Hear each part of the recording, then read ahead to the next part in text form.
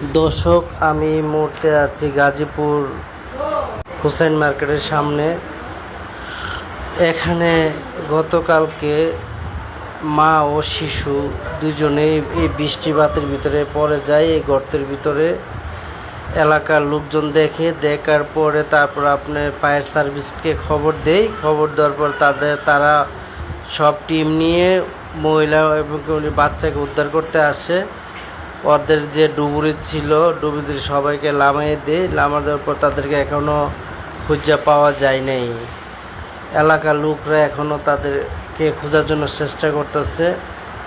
আজ হুসেন মার্কেটের সামনে যে গর্তটা, ঠিক আছে, মেডিকেলের সামনে, আসলে মেডিকেলের সামনে যে ড্রেনের যে ঢাকনাটা খোলা রাখছে, ঠিক আছে, আসলে এগুলোতে আসলে বৃষ্টি বাদলের সময় খোলাটা ঠিক না, কারণ এদিক দেওয়া পুরা মিল আছে, এদিক দেওয়া লোকজন চলাচল করে, দুর্ঘটনা কোনো ঘটতে পারে। ঠিকই সে দুর্ঘটনা ঘটে গেছে।